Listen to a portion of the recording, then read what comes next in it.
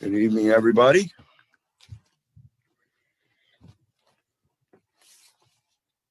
Thank you for joining us tonight. We're going to go over a couple of the first steps in getting things lined up so we can set up a master trust account.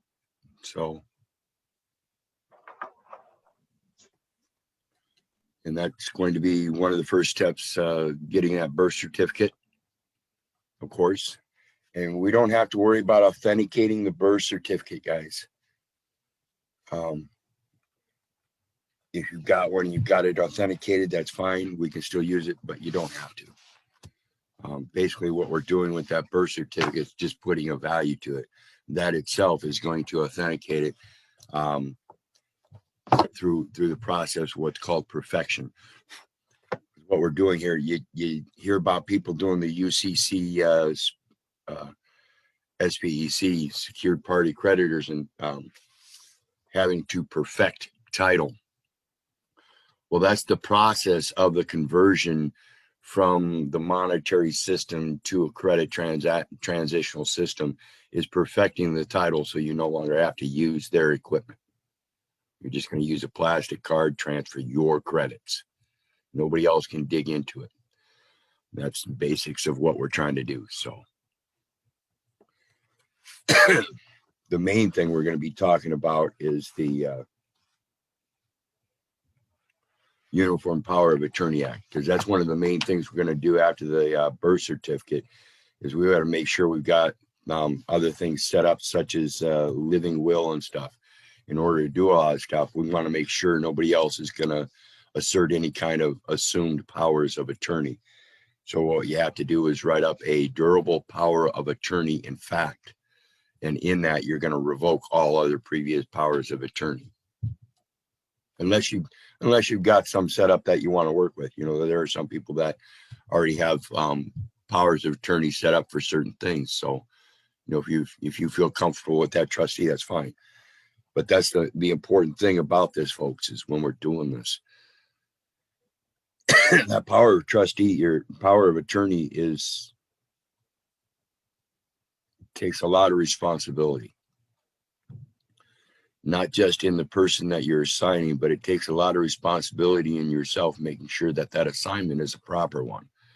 We don't want to go assigning a trustee that isn't looking out for our best interest and is going to violate the funding or the assets by commingling, anything like that. So be very, very choosy about doing this. This is the most important aspect.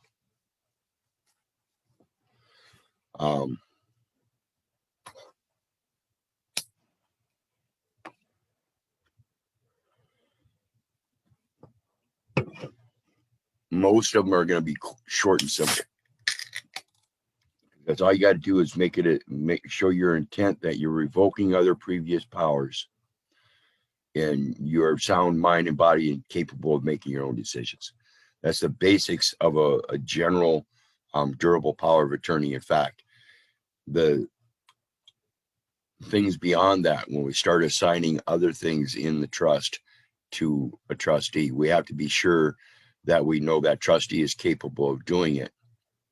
And the most important aspect of a trustee is to be able to do their own research so that they do know at each and every point in their assignment that they are doing what's according to the law. And so with no further ado, let's go ahead and get things swinging. Again, thanks for joining us. Appreciate it. If it weren't for you guys, I wouldn't be doing this. So keep coming back and we'll keep learning together.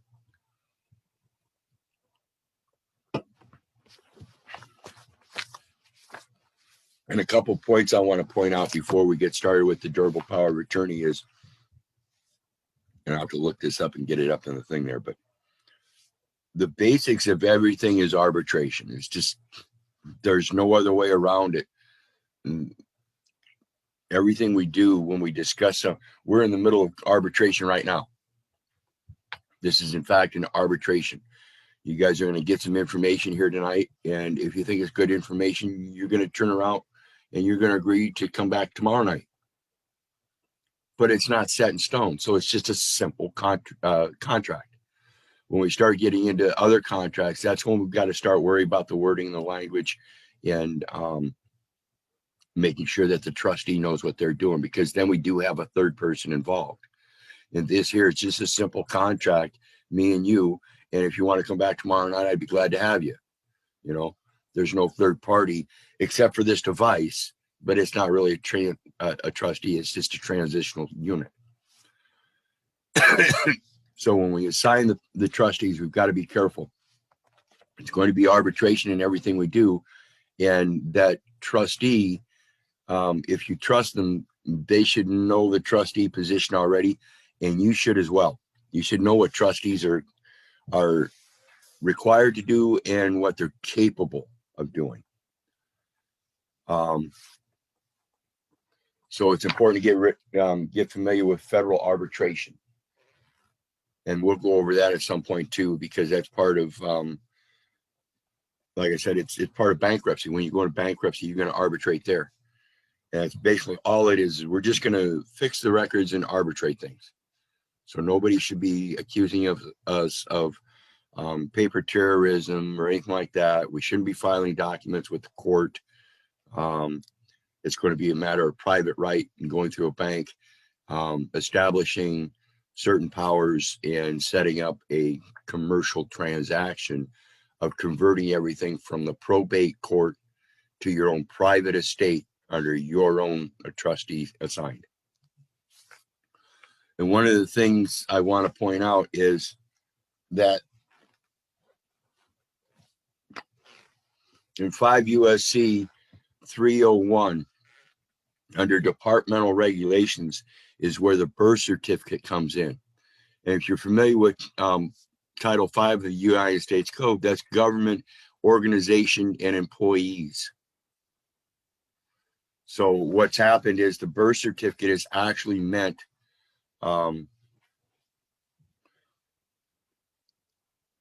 it's a statistical element for the federal government to be able to keep tabs on the people that are under its protection, not necessarily its jurisdiction, but under its protection.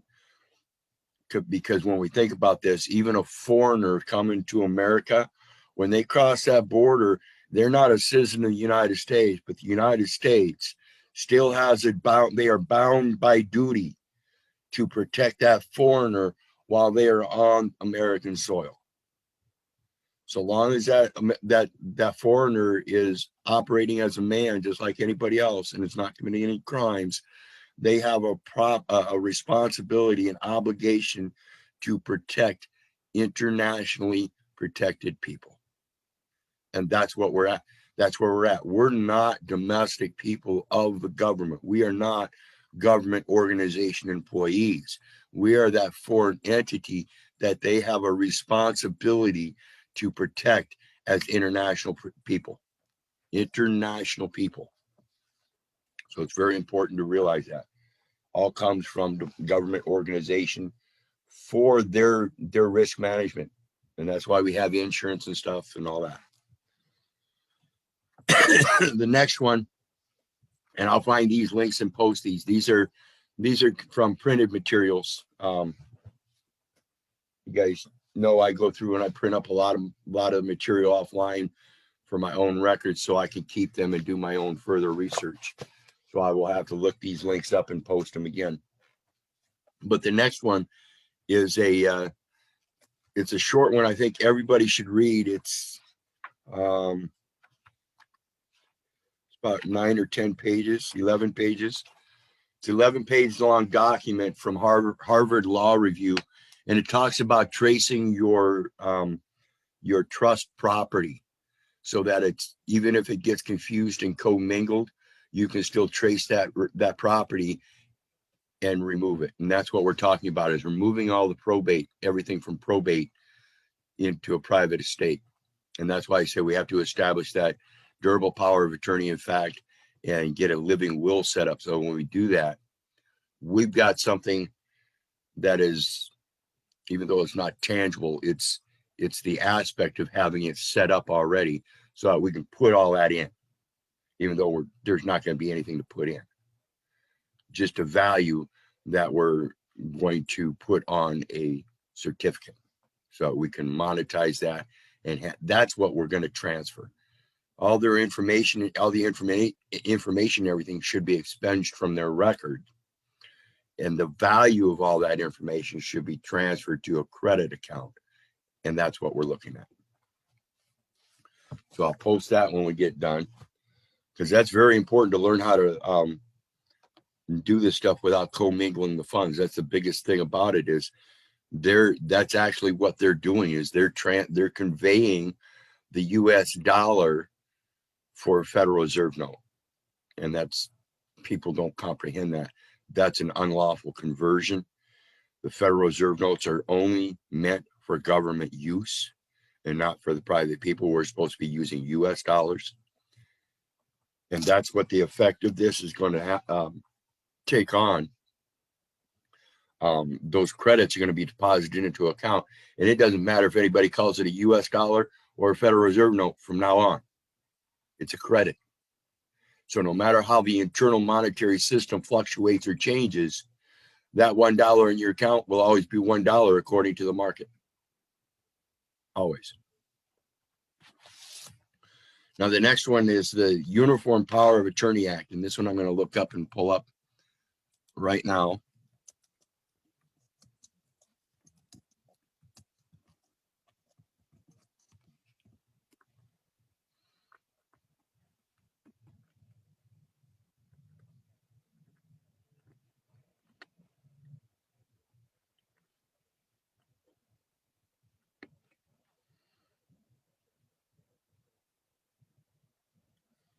Not sure if I've got the right one here. Uniform Power of Attorney Act.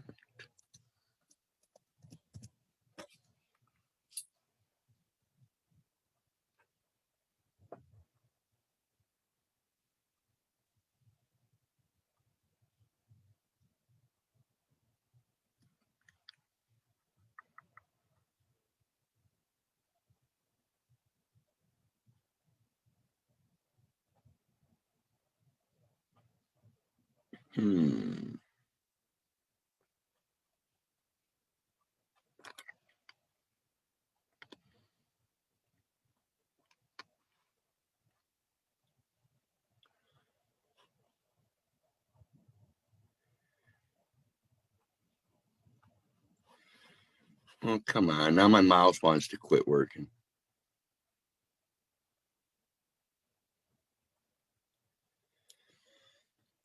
Oh, they have a new one out.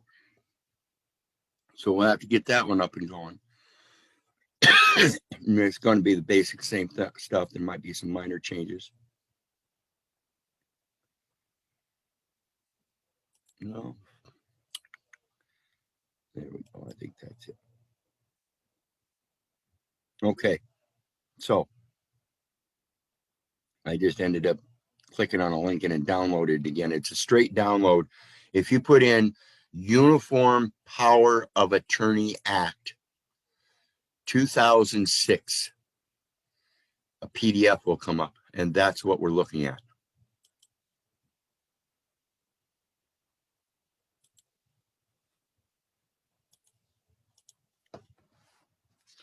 And basically, I went through, and I go through these writings that I print up and make my notes and stuff. And I wanted to go through here and pull something specific.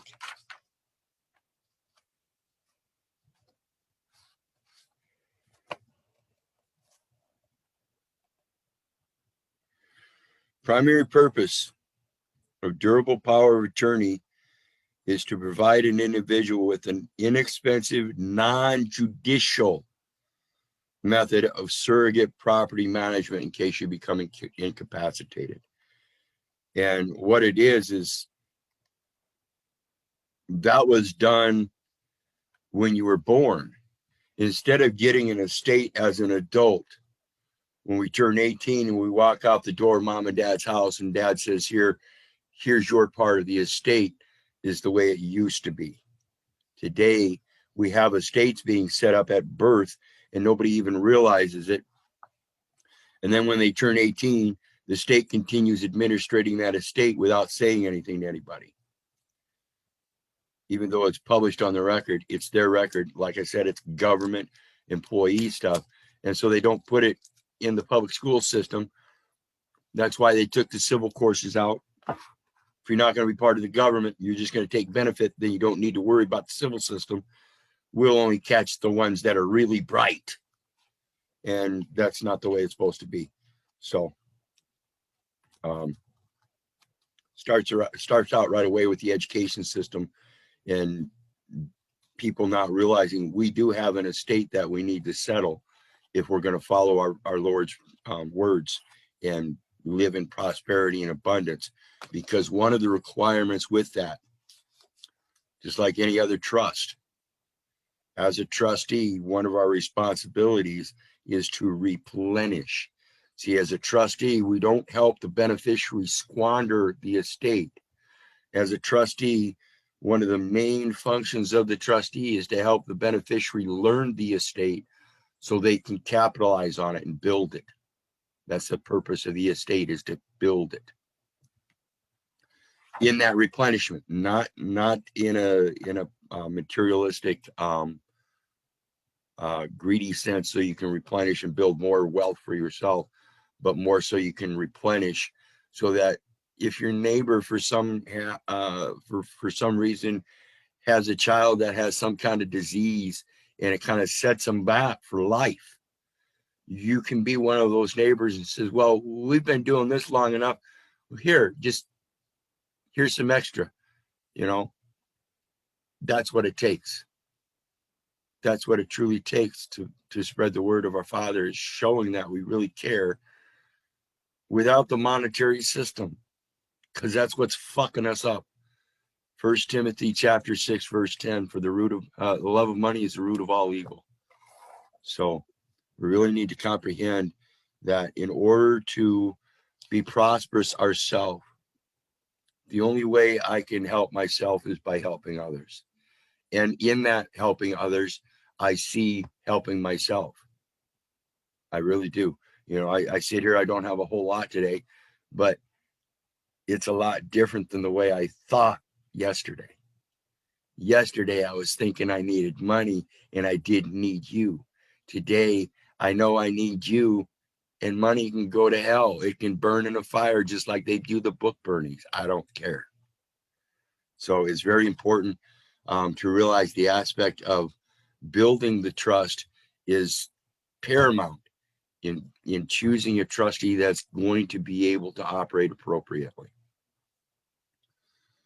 The next thing is the meaning and effect of the trustee. Here they use attorney. I'm going to try to use trustee as much as possible, because that's what we want to get into, is the aspect of using a trustee and knowing that even though it's a position where they turn things over, there has to be somebody assigning them. So that is where the point of turnover comes from. And that's why it's important to comprehend your durable powers of attorney in making assignments for the trustee. The meaning and effect of a power of attorney is determined by the law of jurisdiction, indicated in the power of attorney and in the absence of an indication of jurisdiction. What this is saying is that you are, in fact, self-governing. Read that again. The meaning and effect of a power of attorney is determined by the law of jurisdiction indicated in the power of attorney. So if you're going to draw up a power of attorney and you're speaking legalese and everything, you're going to be in that jurisdictional legalese. In that durable power of attorney, if you speak the word of our Father which art in heaven without having to worry about any codes or anything, and you just stated, I'm of sound mind and body, I will no longer accept the personage of an attorney. I'm going to take care of my own affairs, da da da da. It's really pretty simple. I'm getting ready to draw one up for my companion, as well as a living will. So we'll be going over that sometime soon too. But in that, if we were dealing with a trust, the law is the law of the trust, and that is the jurisdiction. So when people start telling you that they're going to do this irrevocable trust or this or that, you got to be very careful what you're titling that trust. Mine is the Keith Orland Little Faith-Based Union. I didn't name it a trust. I named it the Keith Orland Little Faith-Based Union. If you want to know it's a trust, realize by the way it's set up that it operates as a trust because I said so. I'm the one that created it. I'm the one that created that jurisdiction. And that's how important it is. In the absence of an indication of jurisdiction by the law of which jurisdiction in which the power was executed.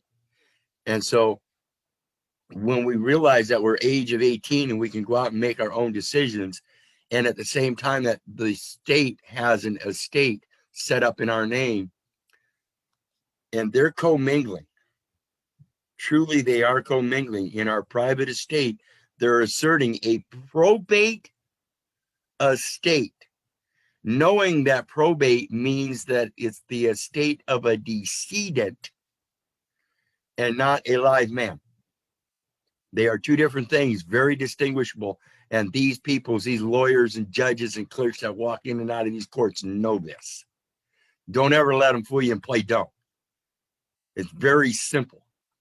That's their entire job, is to probate.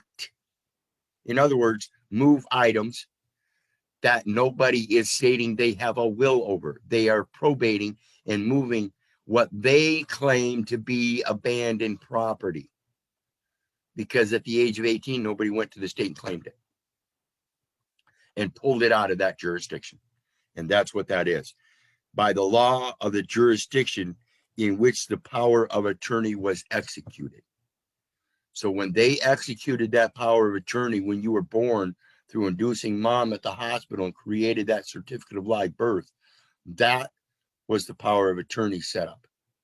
There may not be a statement directly, but it was set up as power of attorney through its recording in that jurisdiction. Now that it's in that jurisdiction and it's a probate jurisdiction, again, this is why people say they assume you're dead all your life. You're not dead. They know you're not dead. They're just taking advantage of your cognitive dissonance. And this is why we're going to get that birth certificate, clear that record up. That's where it stems from. The effect of a power of attorney recognizes that a foreign power of attorney or one executed before the effective date of this Uniform Power of Attorney Act may have been created under different default rules than those in the act. And so what that's telling you right there is that it doesn't matter how you set it up. You don't have to follow the Uniform Power of Attorney Act because this is according to their legal jurisdiction, and this is the only place it really applies. But the principle is solid. And that's why I say you draw up your own durable power of attorney by establishing your own foreign jurisdiction. Keith Orland Little Faith-Based Union is not Keith Orland Little. It is Keith Orland Little Faith-Based Union. Therefore, it must be foreign to Keith Orland Little. It's just like KOL is foreign to Kikoland Little. It may be relative, but it is foreign. It is not the same. Similar, but not the same. Very important small words that we need to pay attention to. And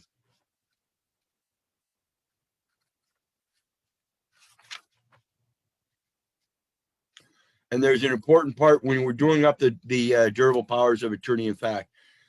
Like I said, the reason that they're established is that if you happen to become incapable of managing your affairs at some time, you should already have one set up.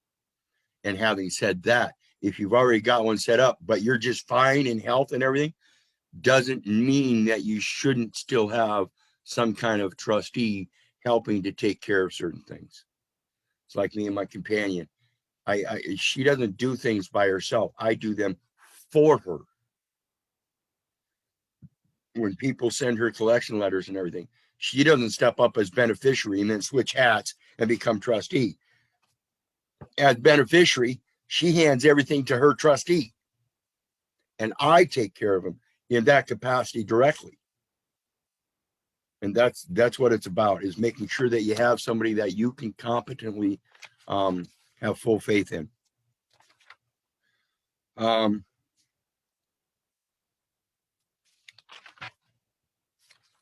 And again, very important that when we get into court situations and we start talking about, we recognize our durable power of attorney in fact, but we're standing in the middle of a courtroom, it proves that we don't. If you're going to a court and you know your durable power of attorney in fact, or express that you do, then you don't. Because if you truly know your durable power of attorney in fact, you don't go to court because they've never gotten an assignment from you. Therefore, they are not your trustee. They are, in fact, operating as an enemy because they don't want you to go to that court to draw up a contract to equal consideration and equal benefit. What they're doing is drawing up a contract in a constructive trust fraud to rape your estate.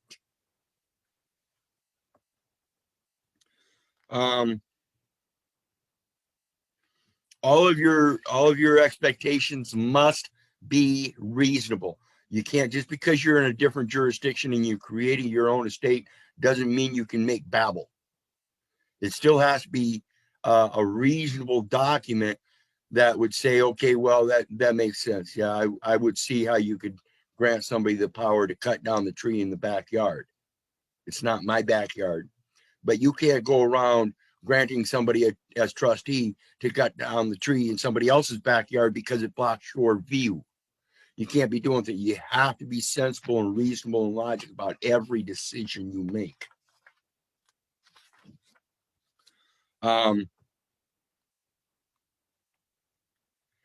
mandatory duties acting in accordance with the principal's reasonable expectations, if known, and otherwise in the principal's best interest, acting in good faith and acting only with the scope of authority granted. Okay. In this public estate or public trust operation, the authorities that are granted aren't actually granted, folks. They are appointed by somebody else that has nothing to do with your estate, but rather the public trust. And what they do is they go around appointing each other to take care of this paperwork and this paperwork. And it actually has nothing to do with any powers of the trust itself as an attorney. It's just an assignment through their government operations. And that's the abuse. It's not necessarily fraud, but it's abusive because they're just doing their job. That's all they're doing, just their job. And that's under a appointment and not an actual assignment of a trustee position.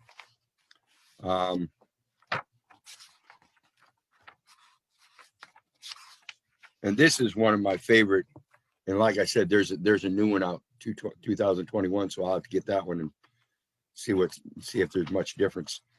But this is one of my favorite documents because it does explain how that trustee position works and the principles of law and equity. And that's what we're going to go on right now. Principle of law and equity. Unless displaced by a provision of this act, the principles of law and equity supplement this act. In other words, this is one of those few acts that they actually mention the principles of law and equity. And in saying that it supplements this act provides for law and equity through those assignments. This is the only way to get equity, is if you know how to be a beneficiary, a trustee, and a grantor grantee absolute. You have to be able to know how to take that title, grab that title, amend it appropriately, and surrender it back to them under the proper assignment, giving them assignment to make sure they correct their records and keep them accurate from this point on. I'll go ahead and look up those links, like I said, and get them posted after the Zoom posts. Just like always, I'll post them in the comment section. But they're main elements to look at. 5 USC 306, where it talks about it's the first place that they talk about the birth certificate, and they tell you it's for the Department of Defense. Department of Defense. It's a statistics document that helps them be able to keep track of international persons. Now, the disconnection there is that they don't realize they have a duty. They are bound in duty to protect those international people. But at the same time, they're calling us them. They're saying we are part of their organization when in fact we're not. We are not the government body. We are not that political body. We are the sovereign body that employs a government body to take care of those that we cannot. I'm not a doctor. If I had a child that had some kind of gimp thing going on with his leg, I might need to have somebody a little bit more professional take care of it. So I would have to have the cognitive ability that if I can't take care of myself, to be able to assign somebody else to do it for me. People today are going to doctors and not doing the proper assignment. That doctor is a trustee. People are sending their kids to school. The teachers are trustees. And you're just handing everything over with a quick signature. You got to learn how to make the assignments and get everything out of that probate public education system, public information system, and make sure you know what you're doing so you can start raising the foundation of love like it's meant to. We're supposed to raise our hands like this, not bow and pray all the time. It's fine to bow and pray, but you do that in private. While we're out here in public, we're supposed to be praising him, saying, yes, we see your glory. We see how it's working, because we're working it. You got to get off your ass and quit being the beneficiary. You got to learn how to be the trustee yourself so you can be the grantor grantee, because that's what we're working toward. We're going to be the grantor grantee on that birth certificate when we grant the transfer of the monetary value from their system to ours, so we can start using that transitional credit without having to worry about signatures.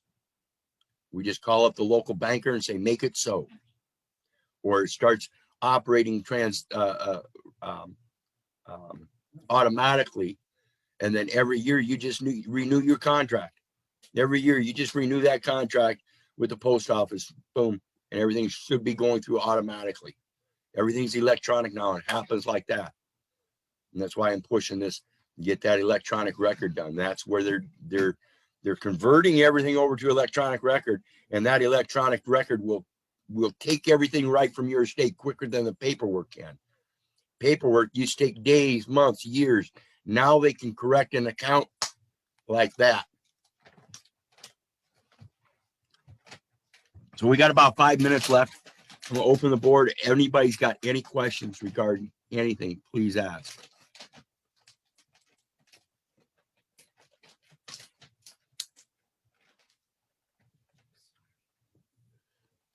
You're fine. I see him. Come ice me up when you're done. Hey, Brother Keith, I have a couple questions. Sure, I see you made it on time tonight. Yeah, I did actually. Well, I get kind of confused with the 2-hour difference. Yeah. So the power of attorney that's signed over, because sometimes women have ultrasounds. Yes. So that's even before the hospital. So it seems to me Prenatal. Right. Mm-hmm. So it seems like that card carrying membership cartel is the one with a really big power of attorney that needs to be revoked. But I think that can be cut off directly at the Social Security office, correct? Yes, that's the main one that we're going to revoke. When we do the durable power of attorney, in fact, it's just a simple document, and I'll post mine later. I think mine was just a couple, 2-3 pages, 3 or 4 pages. So it's really short. And when you put that on the record that you have attained the durable power of attorney, in fact, it should affect everybody. But the Social Security one is the one that uses that import-export information number, the Social Security number. That's an import-export number known as a tax identification number. That's the one we're getting rid of. So then the next part of that is, part of the issue is that, people want to think it's a name, but it's actually not. You and I both know that it translates down into a number and that it's an actual property. It's a title to the estate. And what happens is, when they're left at that location, so say the hospital, I've met a man and a woman that I spoke to directly. They changed the address from the location of the debtor that's in UCC 9. What they do is by having a registered account at the post office, they're exporting those documents out of the public back into the private estate. And it's building the res, which then credit can be drawn off of. Yes. Yeah. And that's what I'm saying. That document remaining on their internal records operates by Federal Reserve notes. When you capture that, do your banker's acceptance on it in writing up your invoice for the transfer of the credits from their Federal Reserve value system to your credit online instant credit transition account. That's what we're doing. We're removing it from that public estate and being disseminated as public information for their use for employment and compensation and profit and all that. And we're no longer going to use that for their investments or anything. We're going to use it strictly for the education of our future generations and replenishing the knowledge that it takes to live without the commercial system. Well, that's an interesting one because of the difference between the certificate of live birth and how that is basically the receipt for the complete estate. And once through that registered mail, that at that point, then someone can take the birth certificate in alliance, right, in agreement with the Trading and Enemy Act, and take the certificate and hand it over so that we're no longer considered belligerent. Yeah, and you can do it. You don't need the birth certificate either. You can do that all with the certificate of live birth. You can do it all to avoid multiplicity of suits. One certificate is all you need. One receipt for full acquittance and discharge. Okay. Because I know that they're two separate accounts, right? One's the state and then the other. I mean, it's kind of a weird thing how those work out. And that's not even getting into the post office's vital statistics either. We haven't started even talking about those. And see, that's why I say, and I got to make this real quick because we're getting ready to cut out, but that's why I say the post office is one form of government, whereas the United States is a different form of government. The United States is completely commercial. The post office itself is international, federal, commercial.